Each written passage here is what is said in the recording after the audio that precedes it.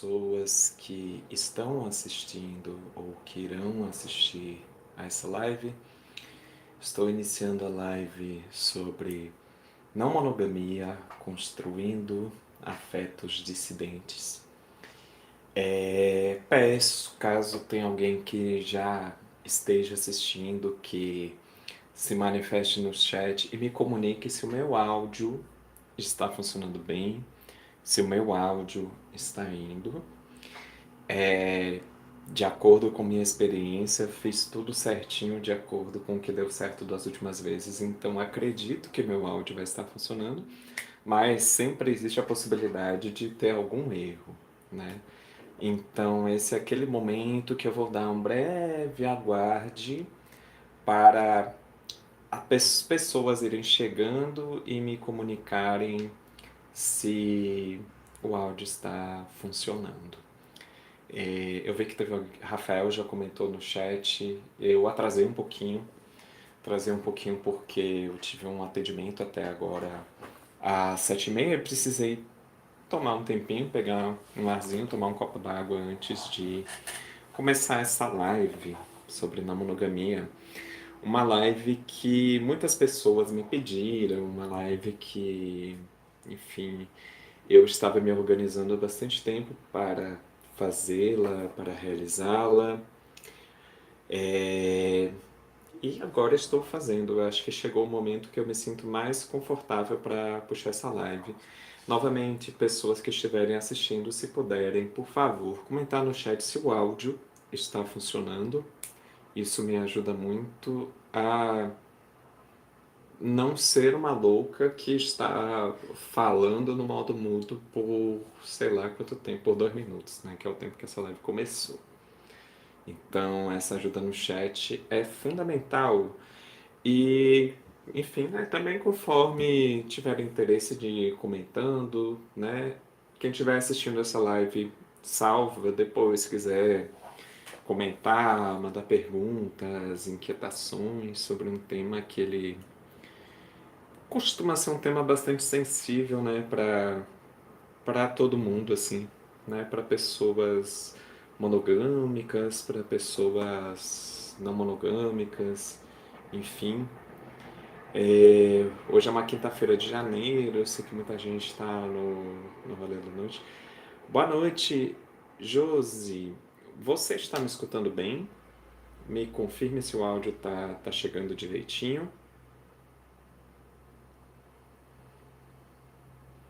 Eu vou presumir que o áudio está chegando direitinho, porque eu acredito que se eu estivesse aqui falando no mudo, isso já teria sido sinalizado em algum momento no chat.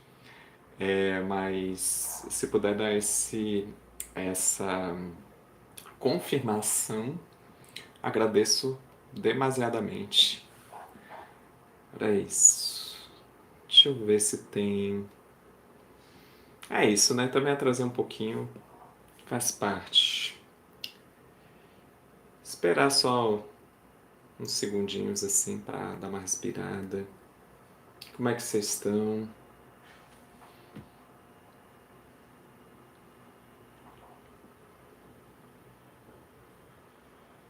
Deixa eu ver aqui.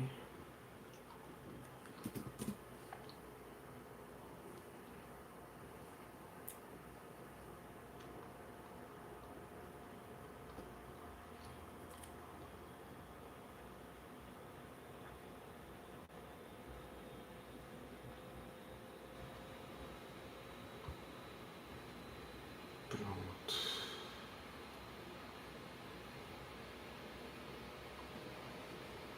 Bom, gente, como ninguém me sinalizou qualquer problema no áudio, eu vou presumir que o áudio está indo e vou começar essa live assim para quem estiver assistindo também não ficar muito a esmo nesse espaço. Me chamo Raíssa Cabral, sou poeta, baixista, psicoterapeuta, graduada, mestre e doutora em psicologia pela Universidade Federal de Santa Catarina. Tenho 40 anos de idade, sou nascida na cidade de Florianópolis e moro atualmente em Salvador, né? Já morei em Salvador antes, estou voltando a morar em Salvador desde setembro do ano passado.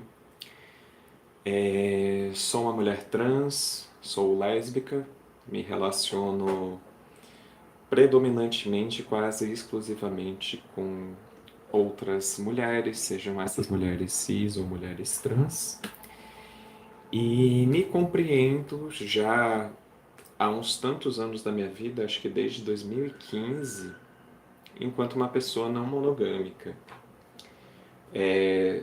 Eu comecei a me interessar pelo tema da não monogamia foi, se eu não me engano, em 2007 ou 2008, mais ou menos na época que eu estava me formando na psicologia. Eu já estava envolvida bastante com a militância feminista na época. Eu fazia parte de um grupo, do grupo de ação feminista, que era um grupo que organizava ações diretas, intervenções na rua de caráter feminista na cidade de Florianópolis. E tanto por intermédio desse grupo, quanto por intermédio de algumas comunidades no Orkut que eu participava, eu comecei a ter acesso a alguns textos, alguns zines, algumas reflexões muito interessantes assim sobre essa perspectiva, sobre a perspectiva do que se chamava amor livre. E tem um texto assim muito bonito do Ilan Ben Susan que se chama Mais Confiança. E se alguém tiver interesse, posso passar esse texto depois, porque tenho ele, eu fiz questão de salvar esse texto em PDF em todos os computadores e nuvens que eu tenho, porque é um texto maravilhoso para discutir a questão da não monogamia. Ele chama de poliamor no texto, mas a gente pode compreender como não monogamia, como essa perspectiva de que os afetos podem se potencializar a partir do lugar da liberdade, né? Você compreender que o amor, né, o amor que você tem por uma pessoa, ele não necessariamente se enfraquece a partir do amor que você tem por outra pessoa, né? E isso para mim era uma perspectiva que eu, a Raíssa de 22, 23 anos de idade, comecei a ler essas coisas e fazia muito sentido para mim. Assim, fazia muito sentido eu sendo uma pessoa que muitas vezes quando eu estava no relacionamento com uma pessoa, quando eu estava mais apaixonada e envolvida com uma pessoa, ao contrário de eu perder interesse em outras pessoas, estar envolvida com uma pessoa tendia a aumentar meu interesse por outras pessoas. Tendia a me fazer sentir mais bonita, tendia a fazer com que eu enxergasse mais beleza na vida, mais beleza nas outras pessoas, tendia a aumentar o meu interesse no mundo e nas relações de uma forma geral.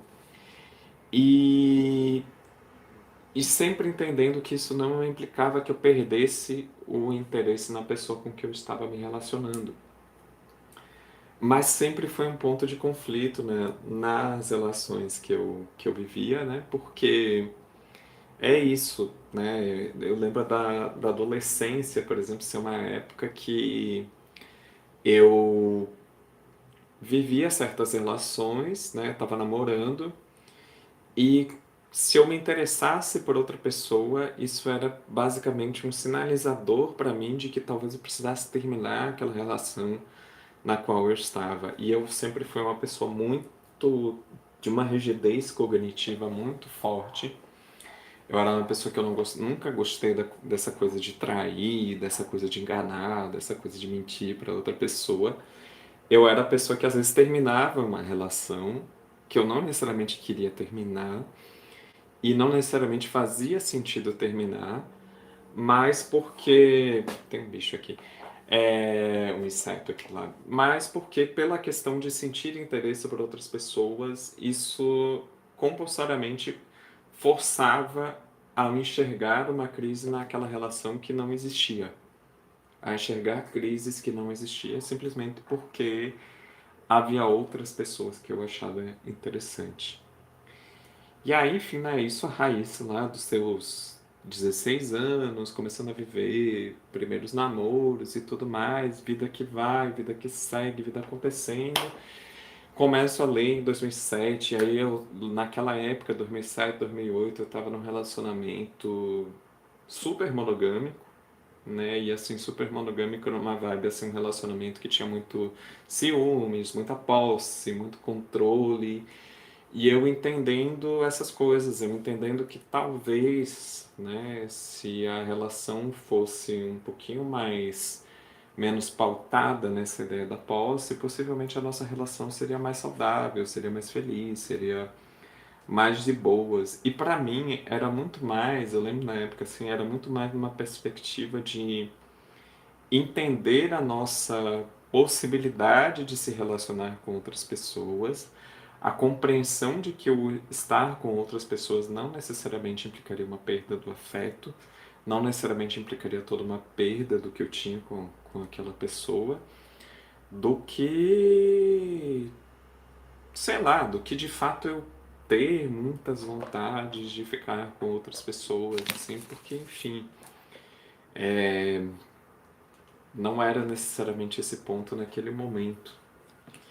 E aí, enfim, né, essa relação hipermonogâmica deu super errado, mas na época eu comecei a ler esses textos, comecei a me interessar, tudo mais.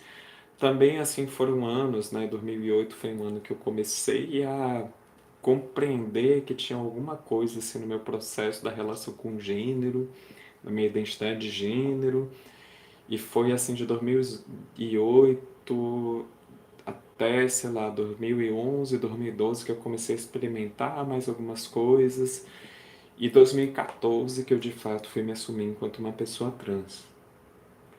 E em 2014 comecei meu processo de transição, comecei a afirmar meu nome social, comecei a realmente me expressar no mundo como uma pessoa trans. Final de 2015 foi quando eu comecei minha terapia hormonal, isso também mudou muitas coisas na minha vida. E em 2015, acho que foi pouco tempo depois de eu ter defendido minha tese de doutorado, aconteceu uma dita história que foi eu me envolver com uma pessoa e essa pessoa ser interessada também numa outra pessoa com quem eu ficava, né? Eu ficava com uma pessoa, mas eu ficava com essa pessoa muito esporadicamente, uma pessoa do signo de Aquário, a gente ficava muito esporadicamente. E depois de algum tempo, eu me apaixonei muito por uma outra pessoa. A gente começou a se envolver de uma forma muito intensa. Foi uma paixão bastante recíproca também. E aí, de repente, e as duas, né, tanto eu quanto essa pessoa, a gente tinha vontades, né, de construir um relacionamento não monogâmico, assim. E eu acho que isso também foi muito legal, assim, porque eu já tinha vontade de viver relações não monogâmicas, mas ainda não tinha acontecido esse processo de conhecer alguém que quisesse muito viver a não monogamia. Eu vivia relacionamentos com pessoas que questionavam muito esse lugar, né? Que questionavam muito esse lugar. Vou deixar esse microfone mais perto para ver se melhora o som um pouquinho. Eu vivia relações com pessoas que questionavam muito a legitimidade do meu desejo pela não monogamia. Pessoas ouvindo, pessoas que entram, enfim, confirmem se o som está indo, confirmem se o som está ok, por favor, porque me ajudem, por favor, a não desperdiçar o som dessa live, né? Porque eu estou falando bastante coisa, eu espero que, assim, contribuam com o chat para confirmar se o som está ok, por favor. E aí foi isso, assim, né? Me envolvi com essa pessoa, me apaixonei por essa pessoa, que tinha muita vontade de viver relações não monogâmicas, e não só existia essa vontade, como na mesma época que a gente começou a se envolver, essa pessoa se interessou por uma pessoa que eu já ficava esporadicamente, e essa pessoa também se interessou por essa pessoa com quem eu me relacionava. Ou seja, todo mundo se interessou por todo mundo. E aí, num tal momento, a gente apenas trocou a ideia de que, olha, se organizar direitinho, todo mundo pode ser muito feliz nessa história. E a gente começou a viver um relacionamento nós três. Naquele momento, foi no segundo semestre de 2015, a gente começou a viver essa dinâmica de relacionamento, né? E tinha essa dinâmica de que pessoa que está assistindo, por favor, confirme se estiver ouvindo o áudio, porque eu acho que entrou alguém que é engajada e que provavelmente vai me confirmar se o áudio está ok. Se não dá para confirmar no chat, confirme pelo WhatsApp, por favor, se o áudio está ok, para que eu não perca a live. Obrigada, Bia. Ah, que bom que você está aqui. E aí foi isso, assim, né? A gente começou a viver esse relacionamento, nós três, no segundo semestre de 2015. E era isso, né? Existia um relacionamento entre nós três, mas também existia o meu relacionamento com a aquariana, que eu ficava antes. E uma coisa muito bonita que aconteceu, que por conta desse relacionamento a três, eu e essa aquariana acabamos nos tornando mais próximas. A gente ficava esporadicamente antes, mas a gente tinha muita dificuldade de conversar, sabe? A gente tinha uma certa química de atração, mas a gente tinha muita dificuldade de conversar uma com a outra. E a partir do momento que a gente começou a viver essa história 3, eu e essa aquariana a gente começou a conseguir conversar mais, né? Então a gente se tornou mais próxima.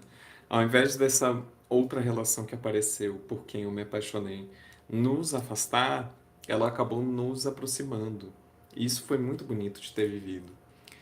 E ao mesmo tempo, estar vivendo isso com a aquariana também me tornou mais próxima dessa pessoa de Capricórnio, com quem eu estava começando a me envolver e que estava numa paixão muito forte naquele momento. E e aí pronto, assim, né? A gente passou esse tempo e aí tinha uma dinâmica da minha relação com essa aquariana, tinha a dinâmica da minha relação com essa capricorniana, tinha a dinâmica da relação entre as duas, tinha a dinâmica da relação entre nós três, né? Tudo isso estava acontecendo, né? Até que num determinado momento, enfim, né? Fuleiragens acontecem, coisas estranhas acontecem, a aquariana, num determinado momento, terminou com a gente, né? E terminou com a gente de um jeito bem estranho, de um jeito bem aquariano, que eu não vou entrar em detalhes. E aí eu continuei nesse relacionamento com a capricorniana, mas a gente continuou se relacionando numa perspectiva realmente não monogâmica.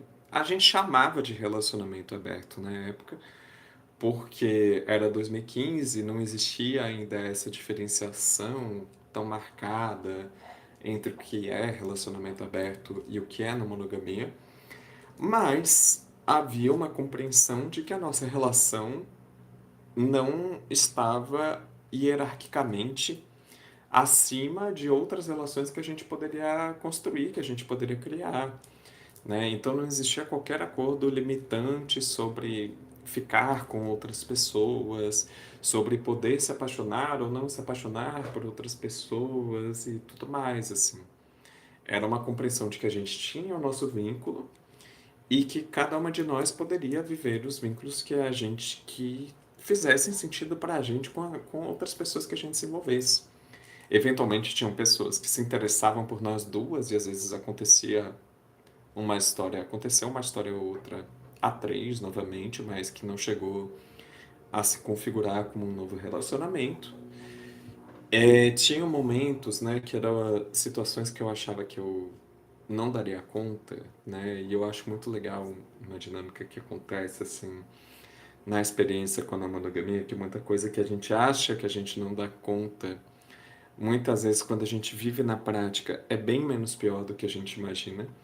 Que é, por exemplo, estar no rolê e a pessoa com quem eu me relaciono ficar com outra pessoa na minha frente, assim, né? Era uma coisa que eu morria de medo, assim, no começo. Mas depois de um tempo, né? Acho que nem tanto depois de um tempo, depois de passar por essa situação pela primeira vez e levar aquele susto, tem um estranhamento, porque a gente não é socializada para ter esse tipo de vivência. A gente é muito socializada para a lógica de enxergar esse tipo de situação como traição, esse tipo de situação como algo que fere o nosso ego, o que que as outras pessoas vão pensar e etc. Mas o que eu fui percebendo na prática é que tudo isso acontecia, a pessoa ficava com outra pessoa no mesmo rolê, e isso não enfraquecia o nosso vínculo. Isso não enfraquecia a relação que a gente tinha. Pelo contrário, isso aproximava a gente. E a gente foi construindo um espaço que era muito massa, muito bacana, assim, da gente conversar sobre outras relações que a gente vivia, sobre outras pessoas que a gente estava interessada, como chegar nas pessoas que a gente estava interessada, porque nós éramos duas pessoas bastante tímidas, assim, nesse processo de se envolver, se relacionar com outras pessoas, duas pessoas com muitas inseguranças também nesse processo. Então tinha muito também disso da gente se incentivar nas outras relações que a gente queria viver. Assim, se construiu uma amizade muito bonita entre a gente, a partir da relação que a gente estava construindo, assim, se construiu um companheirismo e uma amizade muito bonita naquele momento, né? Depois aconteceram outras coisas, né? A pessoa precisou mudar de cidade, a gente foi tendo outros desentendimentos na nossa relação, né? Imaturidades minhas, imaturidades dela, processos que acontecem em qualquer relacionamento, podem existir e acontecer. A gente terminou em 2017. Esse foi o último relacionamento de namoro, digamos assim, que eu vivi, né, que tinha esse nome. Depois disso, né, isso foi em 2017, 2018, eu fui embora de Florianópolis, mudei para Salvador, e aí passei por uma saga de morar em várias cidades diferentes ao longo desses últimos anos. Isso também interferiu bastante assim na minha dinâmica de construção de relacionamentos. Teve também a questão do meu processo de transição, de eu passar por uma terapia hormonal que transformou bastante o meu corpo, transformou bastante a forma como o meu corpo é lido socialmente, e isso afetou também toda a minha dinâmica de relações afetivas, porque, enfim, preterimento, solidão da mulher trans é uma coisa muito real, é uma coisa que existe, é uma dificuldade, assim, dar cisgeneridade realmente, dar conta do processo de se envolver conosco de uma forma ética. E para além disso, né, enfim, uma série de estereótipos e imagens de controle e questões que são colocadas sobre o nosso corpo, assim, né? Então eu passei por um momento assim de muita solidão assim nesses últimos, sei lá, desde 2017 até bem recentemente, assim, até agora, assim, dá para dizer, 8 anos, 8 anos, sei lá, não, 9 anos, 9 anos. Foram 9 anos de muita solidão, assim, tem sido, né, num certo sentido, assim. Embora, assim, uma coisa que também aconteceu nesses 9 anos foi um aprofundamento muito significativo das minhas relações de amizade, né? E aí passei por muita coisa, assim, né, de questionar o quanto fazia sentido continuar me afirmando uma pessoa não monogâmica, já que eu não estava vivendo relacionamentos sexoafetivos muito significativos. Porém, eu percebia que, assim, sempre que surge a perspectiva de uma construção sexoafetiva, a minha escolha, a minha preferência é por construir relações a partir da perspectiva da não monogamia, né? Porque, assim, realmente a dinâmica da monogamia é uma dinâmica que não desperta, que não toca o meu desejo, que não toca o meu horizonte do que eu quero viver com uma pessoa. Eu tenho vontade de viver relações íntimas, relações que se aprofundem, relações de muita proximidade com outras pessoas, mas eu não tenho nenhuma vontade que essas relações tenham qualquer tipo de exclusividade ou qualquer tipo de hierarquia no sentido do controle que você tem sobre as outras relações que a pessoa desenvolve na vida. E além disso, assim, né, teve um aspecto muito importante desses últimos anos que foi ressignificar as relações com as minhas amizades, perceber que as amizades para mim hoje em dia são relações muito mais importantes do que relações sexoafetivas. E eu não vejo numa perspectiva de que se aparecer uma relação sexoafetiva significativa, essa relação, só por ser sexoafetiva, vai passar na frente, vai ser mais significativa, mais importante do que as relações de amizade que eu tenho, né? Eu entendo que as relações de amizade elas possuem um lugar de centralidade na minha vida muito importante, muito fundamental, né? E que são o chão seguro a partir do qual a minha subjetividade se constrói no mundo. São as relações de amizade. E isso para mim também ressignificou muito esse espaço da não monogamia, assim. E eu fui percebendo também nesse contexto de solidão que não monogamia é uma perspectiva não só de relacionamento, mas uma perspectiva de vida, uma perspectiva sobre como a gente vive, uma perspectiva sobre como a gente organiza as nossas relações afetivas na nossa vida e as nossas expectativas de relações afetivas na nossa vida. Porque eu acho que assim, tem uma construção da monogamia também que pauta uma narrativa de que se você está sozinha, sozinho, sozinhe, você é uma pessoa incompleta, né? E esse estar sozinha, sozinho, sozinhe, no caso, é você não estar numa relação amorosa, é você não estar numa relação de namoro, num casamento, né? Então, se você não está numa relação de namoro, de casamento, etc., nessa perspectiva da monogamia, você é uma pessoa incompleta, né? Você não está vivendo uma relação amorosa, você é uma pessoa falha, você é uma pessoa defeituosa, você é uma pessoa imatura e etc. E parte do processo da minha relação com a não monogamia passou também por me libertar, me descolonizar dessa construção de que eu sou uma pessoa falha ou incompleta porque eu não estou numa relação centralizada sexoafetiva com alguém. De que relações românticas, relações amorosas não são um horizonte a ser perseguido para me oferecer completude enquanto sujeito, enquanto existência no mundo. Construção essa, né, que a gente sabe é muito mais forte para mulheres de uma forma geral, né? Mulheres somos socializadas e aí, enfim, independente de mulheres cis ou mulheres trans, né? A forma como essa socialização acontece pode ser diferente se você é uma mulher trans, pode surgir de outras maneiras, assim. Mas eu percebo quanto essa narrativa ela me permeia assim desde criança, sabe? Desde mesmo eu não tendo sido socializada como menina, etc. Eu acho que já tinha um lugar muito forte de identificação com essas narrativas e com esses processos que tem muito a ver também com a minha identificação com a feminilidade que já estava existindo e acontecendo, enfim.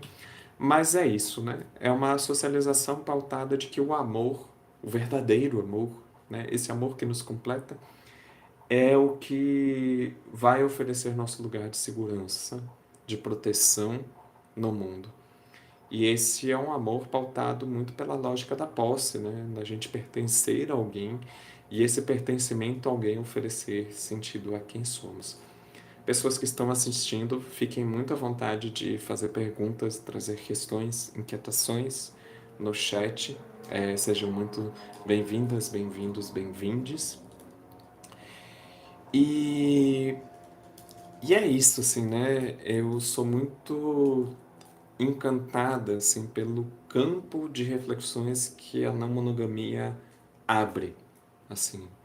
Eu acho que experimentar na monogamia, experimentar esse processo de se descentralizar em relação à expectativa do amor romântico é algo muito libertador em diversas camadas da nossa existência. E isso independe da gente estar num relacionamento com outra pessoa ou não. E nesse sentido tem sido um lugar de muita saúde, inclusive para eu lidar com os meus processos de solidão. Assim, muito. Durante a pandemia foi muito importante me dar conta disso. Tanto que eu gravei uma live junto com o Poli, que é do...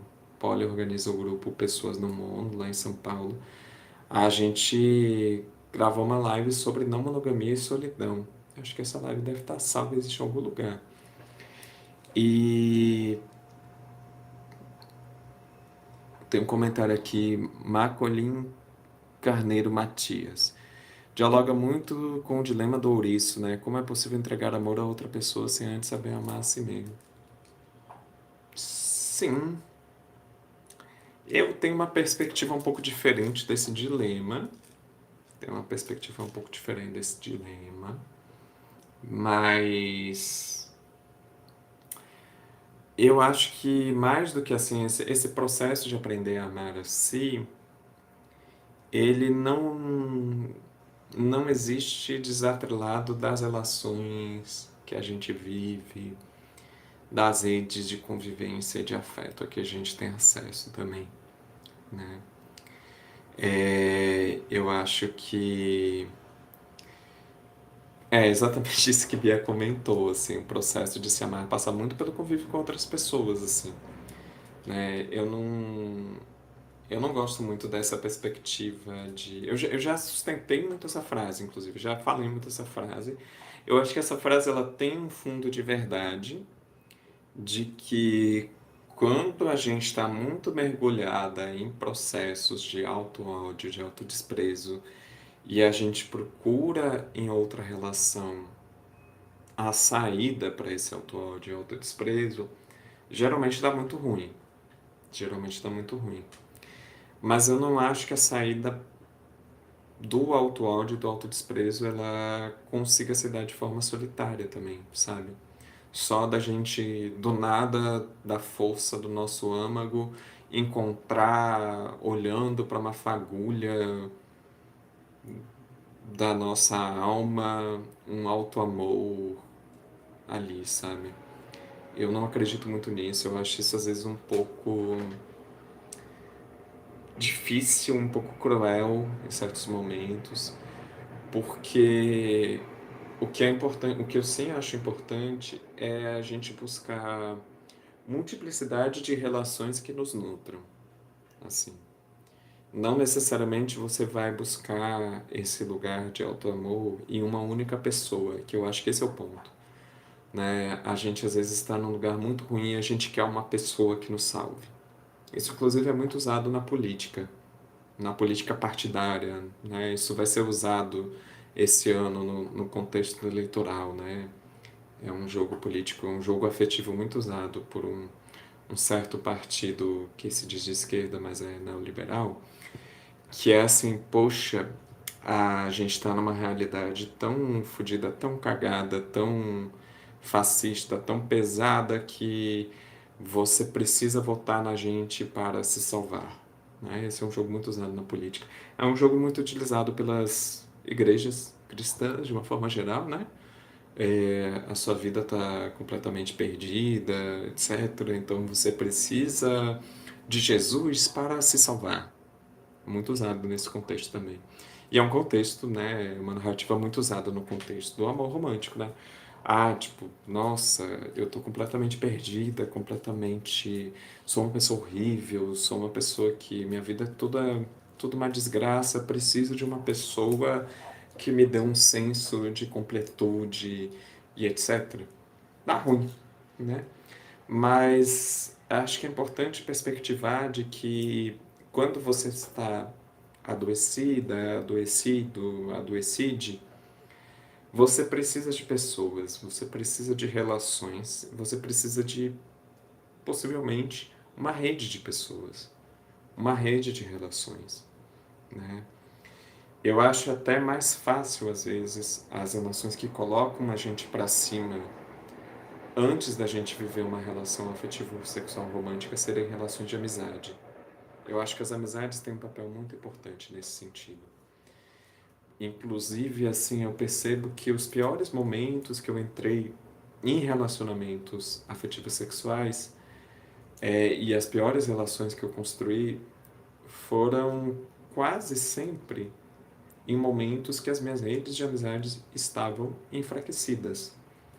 E eu sempre tenho muito medo de entrar em relações afetivas sexuais quando quando eu estou com pouca rede, né? Eu passei por esse processo de muitas mudanças de cidade, então teve contextos que eu me envolvi com pessoas e é muito doido assim como às vezes é mais fácil você se envolver com alguém afetivo sexualmente do que você construir amizade em certos contextos, assim, é muito duro, assim. Eu vivi isso muito duramente lá em São Luís, inclusive, que logo que eu cheguei na cidade, comecei a me envolver com uma boyzinha que eu conheci no Tinder e a gente tava vivendo uma relação super, não sei o que caiu aqui, acho que foi uma concha.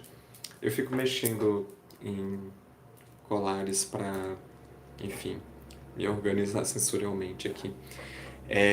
Mas logo que quando eu tava lá em São Luís, teve isso. Muito rapidamente me envolvi com uma boizinha não monogâmica, né? E é isso, assim, só que a gente acabou terminando, e logo que a gente terminou, tudo que a gente tinha de amizade foi por água abaixo, né? Porque também é isso, às vezes a pessoa realmente só tem interesse em você afetivo sexualmente. Às vezes a amizade da pessoa só é condicionada a, a sexualidade. Se você não é mais um objeto sexual para a pessoa, a amizade deixa de fazer sentido. E isso para mim é um gatilho real. É algo que eu acho muito complicado. Lógico, né? A gente precisa entender que às vezes as relações terminam com desentendimentos muito sérios, né? Mas eu acho foda, assim, como muitas vezes as relações afetivas sexuais elas recebem muito cuidado, muita prioridade, tipo, eu quero transar com essa pessoa, então eu movo mundos e fundos para encontrá-la. Mas se eu tenho uma relação de amizade, eu vou me encontrar com essa pessoa quando dá, ao acaso, de qualquer jeito, né? É uma construção, é uma hierarquia afetiva muito forte. Tô lendo os comentários aqui. O processo de se amar passa muito pelo convívio com outras pessoas, seja de forma romântica ou não. E aí, Macaulay comentou, né? Até porque ninguém é autossuficiente, pá, concordo. Muito foi o que funcionou para que eu existisse em paz, de forma não intencional.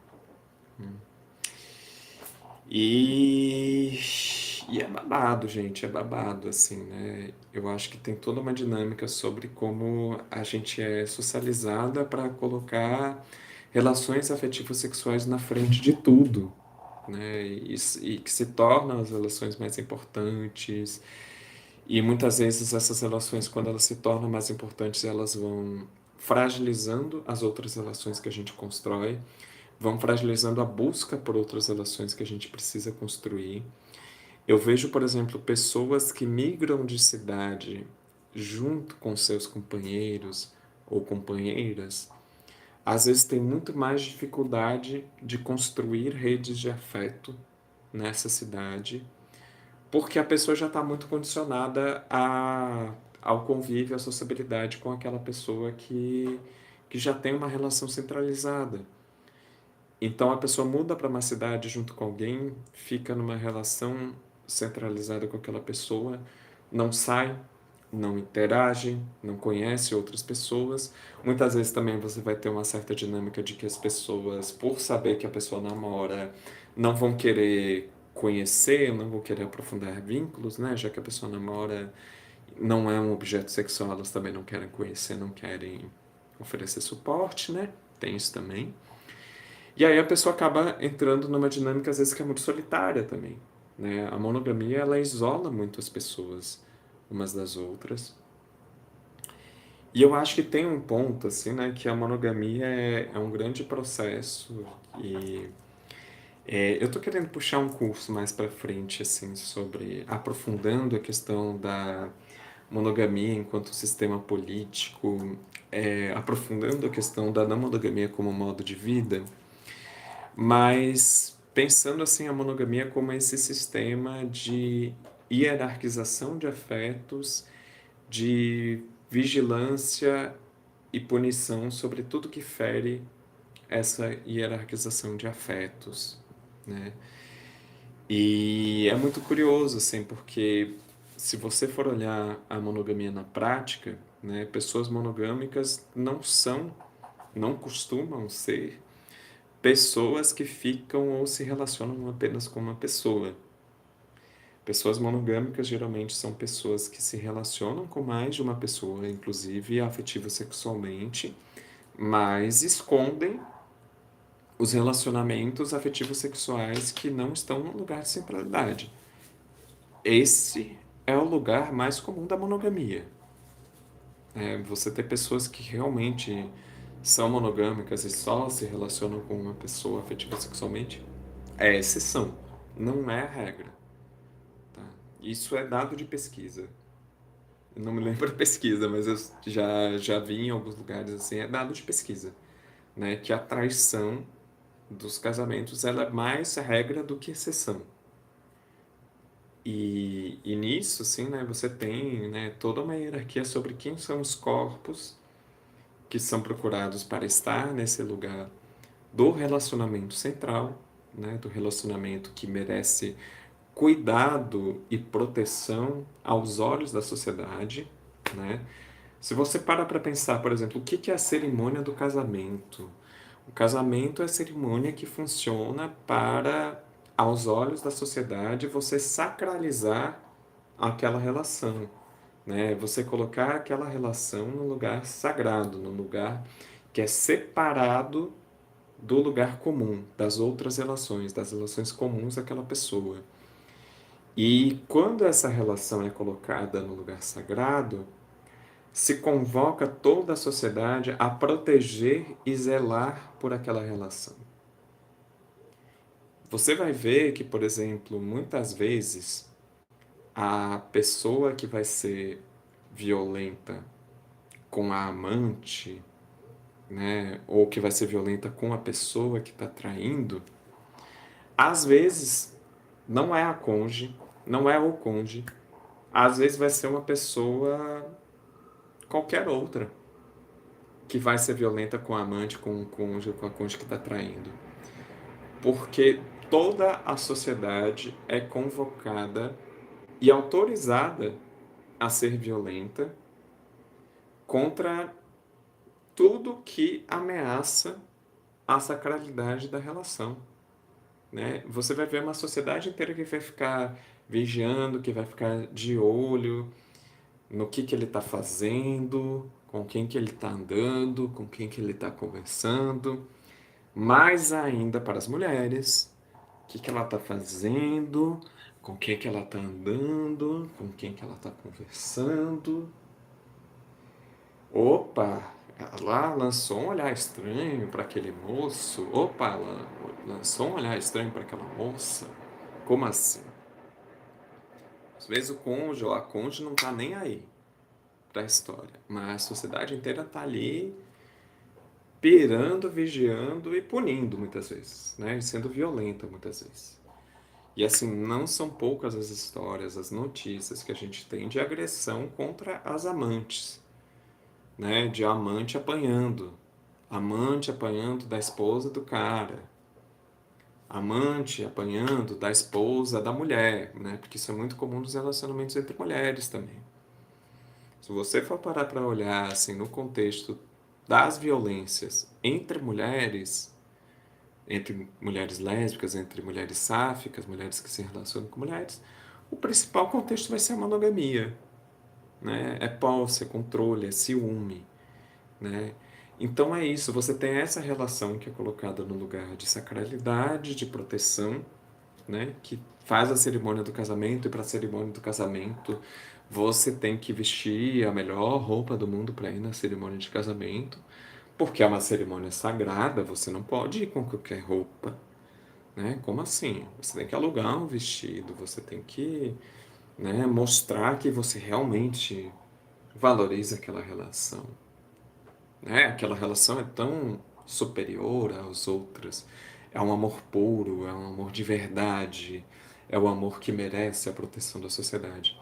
E você tem as outras relações que são colocadas num lugar de descartabilidade, né? As relações de amizade que fazem parte da vida daquele casal são colocadas num lugar secundário. Muitas vezes as amizades vão ser lidas como problemas.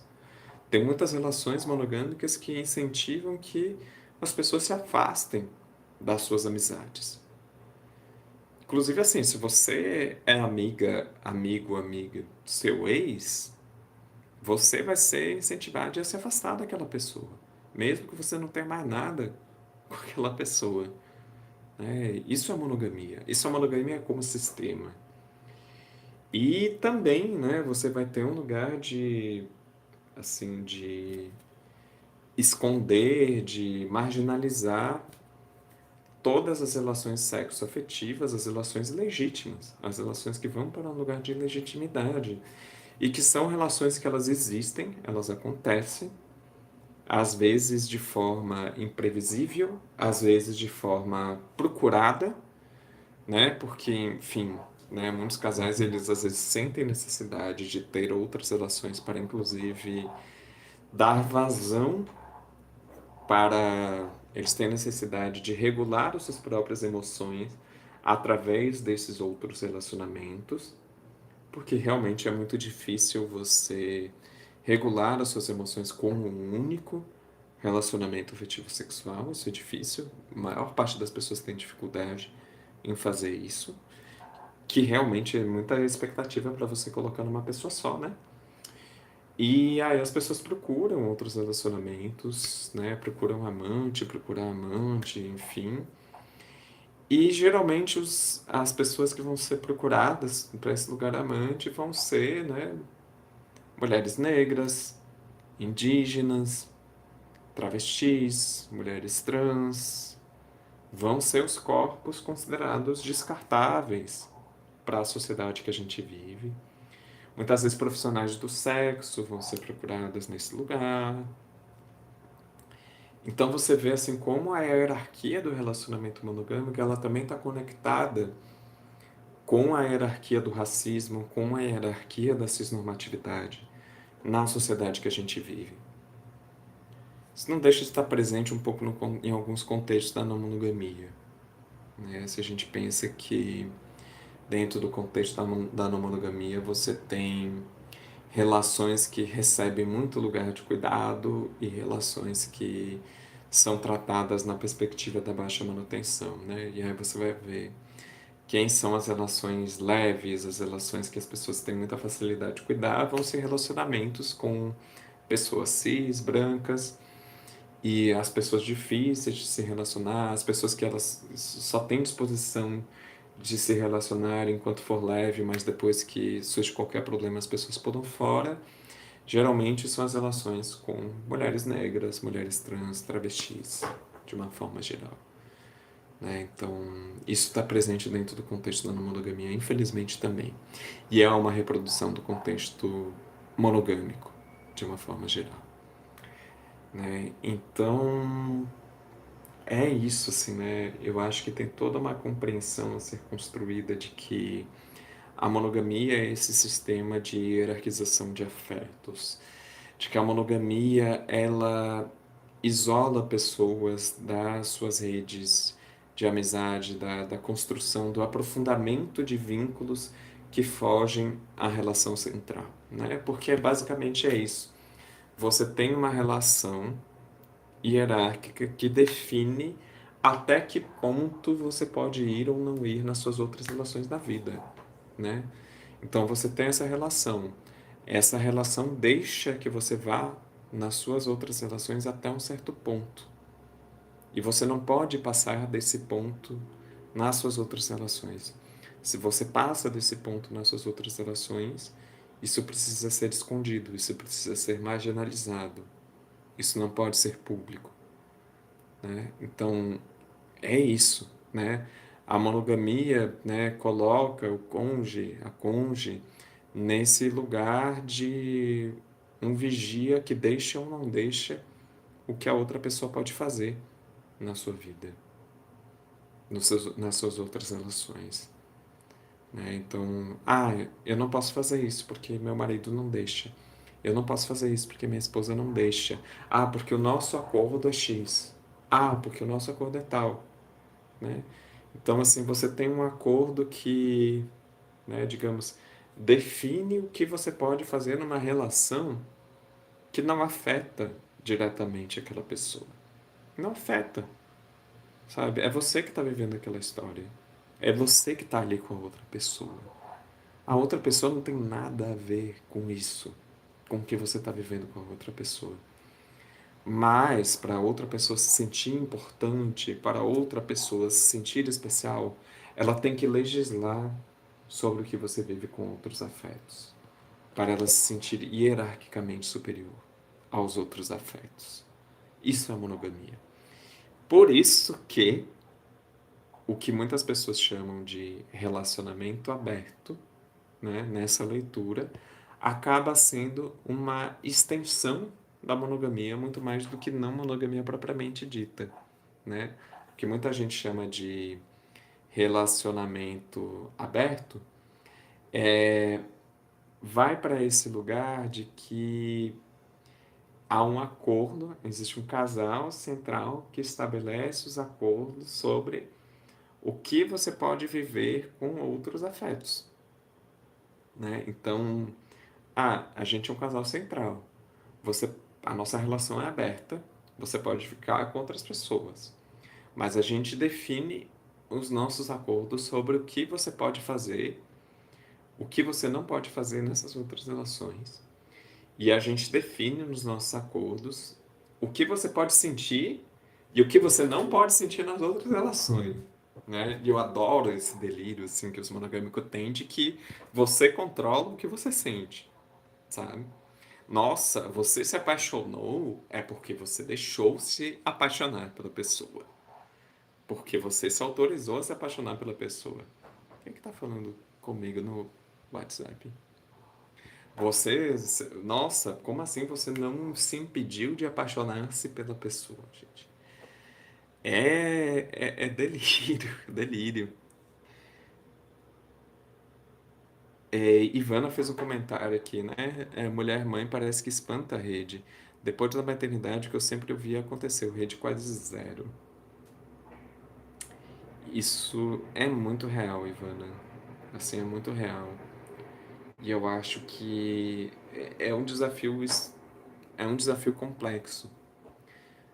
Eu acho que até assim na forma como a gente pensa as nossas redes, a gente tem muita dificuldade ainda de realmente construir redes de apoio, redes de afeto, para além da lógica do rolê, sabe? Para além da lógica da festinha, para além dessa lógica que eu ainda sinto que é muito superficial.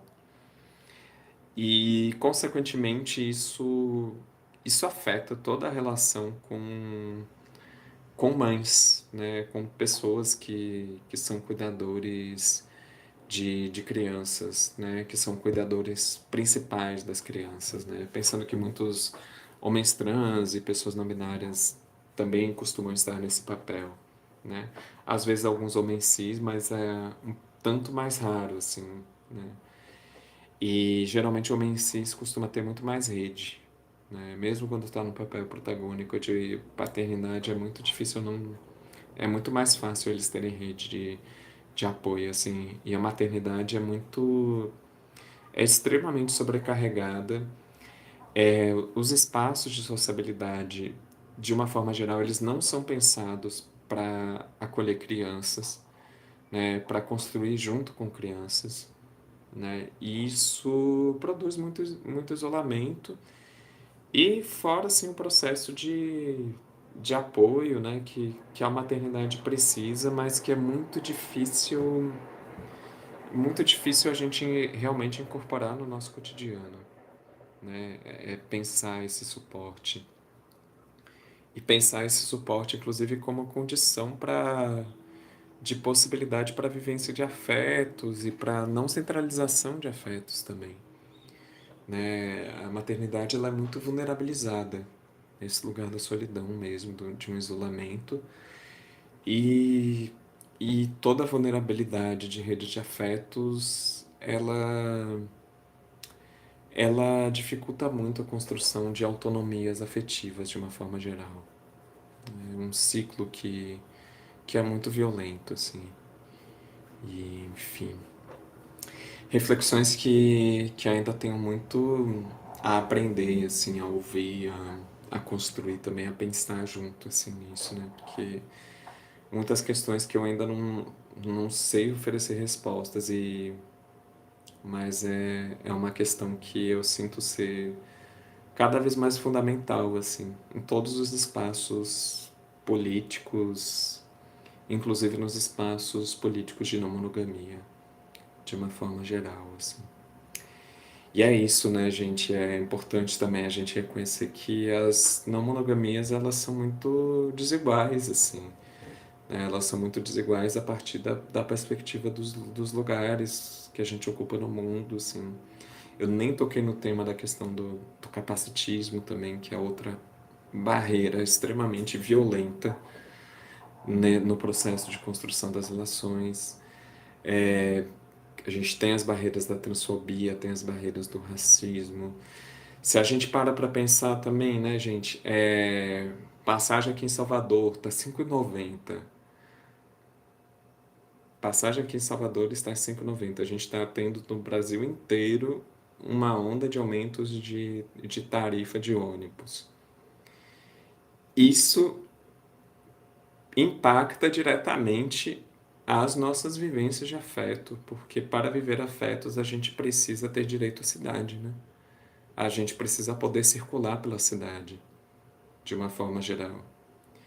A impossibilidade de circular pela cidade faz, inclusive, com que afetos fiquem enclausurados, muitas vezes, dentro de si mesmo, né? Você se relaciona com aquela pessoa, com aquelas mesmas pessoas, porque você não tem como se locomover pela cidade, sabe? Você não tem como ir, né? Às vezes você não vai no piquenique no mundo que está tendo no parque da cidade porque você não tem grana para pagar para pagar 5,90, né? Para pagar R$ 12 para você ir e voltar do rolê. É o fim da escala 6 por um, né, gente? Assim, é isso, né? Vai construir rede de afetos como na escala 6 por um, gente, trabalhando nessa 6 por um, 6 dias de trabalho, um dia de folga, sabe? Vai como ter autonomia afetiva na escala 6 por um, né? E aí você coloca para jogo assim uma pessoa que é mãe e que trabalha na escala 6 por um, gente, sabe? Que é boa parte da realidade de quem está nessa escala. Sabe? Não dá para a gente desconectar o debate sobre os afetos de tudo isso, dessa política também.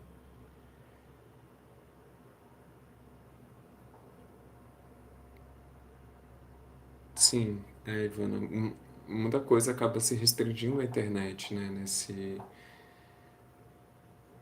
Assim, eu não, nesse sentido até, eu interpretei a tua frase de duas formas, né? Assim, tanto às vezes nesse contexto tanto no que você estava falando antes, né, sobre como muitas falas e discursos sobre cuidado, sobre rede, acaba ficando muito restrito apenas ao virtual e não se materializa na realidade, mas também o quanto às vezes nesse contexto de impossibilidade de trânsito urbano e jornadas de trabalho violentas, você também não tem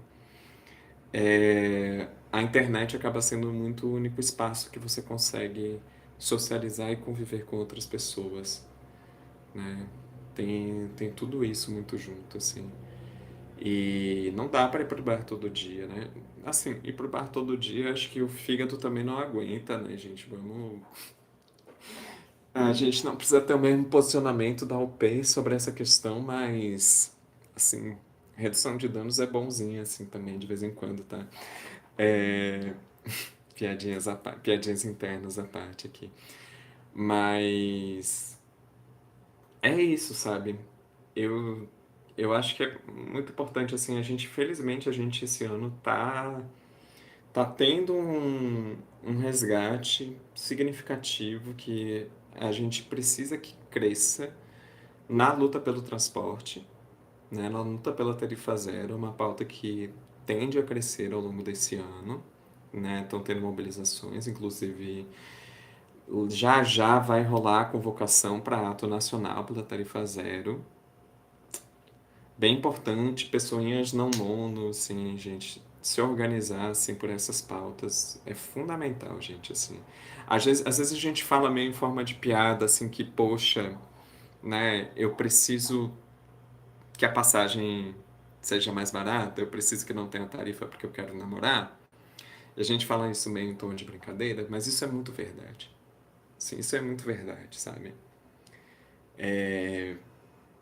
Questões financeiras, assim, elas impactam a possibilidade dos nossos relacionamentos de uma forma muito violenta, né? E muitas vezes a gente, assim como com a questão da maternidade, né? Às vezes a gente se aliena, assim, porque a maternidade também é uma. Tanto quanto a escala de 6 por um, a gente está falando sobre escalas de trabalho. Fugiu a palavra. Escalas de trabalho extremamente exploratórias, né? Escalas de trabalho que funcionam na chave da sobrecarga, né? Da sobrecarga desumanizante da pessoa, né? Então, é sobre isso também, né? A gente não tem como falar sobre não monogamia sem falar sobre redistribuição do trabalho, falar sobre os afetos, falar sobre toda a dinâmica de como a gente se organiza afetivamente é importante? Sim, é importante, né? Eu acho que também é importante a gente não perder de vista assim o quanto é importante assim a gente ter direito à safadeza. É importante a gente também não cair assim numa leitura assim de que na monogamia não é só putaria. Não, monogamia não é só putaria, mas o espaço da putaria muitas vezes é importante também para a gente, assim, isso que é chamado de putaria, né? Esse espaço do erótico, a gente também se permitir experimentar-se enquanto corpo erótico com outras pessoas, que é um espaço que para mulheres, de uma forma geral, é muito negado, sabe? E é muito fácil, às vezes, a gente cair no moralismo e resumir não monogamia apenas a questões políticas de outra ordem, né? E esquecer que esse espaço da experimentação ele tem um lugar importante também. Mas essas coisas têm que estar juntas, essas coisas têm que ser integradas, sabe? Porque senão também a gente cria uma coisa que é isso, que é a experimentação, a putaria, mas foda-se se você não tem dinheiro para voltar para casa, né? Foda-se se a sua escala de trabalho não permite você viver esse processo que nós, pessoas super livres, estamos vivendo, né? Nós, pessoas super livres que moramos perto do centro da cidade, né? Que passa muito por esse lugar também, sobre quem pode morar perto dos lugares onde circulam os afetos, né? Onde circulam estes afetos, enfim, muitas questões, gente. Muitas questões e estou muito feliz assim com essa live, com ter aberto essa conversa, com as participações, com as questões. Se tiverem mais questões, coloquem aí. Estou em vias de finalizar aqui porque já deu uma hora. Preciso preparar minha janta, me preparar para amanhã. E mas assim, já desde já assim queria agradecer as pessoas que participaram, que trouxeram questões importantíssimas. Pessoas que tiverem interesse em participar de um grupo sobre não monogamia em Salvador podem conversar comigo, porque inclusive tem sido um espaço bem legal assim de conhecer pessoas e compor redes sobre essa temática. Ivana, que está aqui comentando, conheci através desse grupo, né? E a gente tem tido conversas e trocas muito massa, assim. Tô muito feliz, assim. E, e é isso, né, gente? Vamos se mobilizar pelo fim da escala 6 por um, vamos se mobilizar pela tarifa zero esse ano, né? Participar desses espaços. Quero ver se eu dou uma divulgada assim nessa conversa também dentro dos espaços não mono, porque a gente precisa a gente precisa aprofundar os debates sobre maternidade em diversas perspectivas, né? E para além da maternidade, acho que pensando assim como acolher crianças, né? Nas nossas redes, né? Como entender que crianças fazem parte, né? Que crianças precisam fazer parte dos nossos espaços políticos, de alguma forma, assim. É uma discussão que é fundamental puxar, né, com o PCBR, PCBR não é um partido que eu faço parte, é uma discussão que é fundamental puxar com os espaços não mono, assim. Então é isso, gente, muito obrigado, assim, pela participação, pela escuta, pelas questões. Fico disponível também pelo WhatsApp, para quem tem meu WhatsApp, pelo Instagram, para quem tem Instagram e quiser mandar questões. Quem estiver assistindo a live salva e quiser comentar no campo dos comentários, se quiser me mandar mensagem também por outro espaço, fique bem à vontade. Devo puxar outra live em breve, ainda não sei o tema que vou puxar live. Aceito sugestão de temas para lives, para próximas lives. E é isso, gente. É uma boa noite. Muito obrigada. Beijo.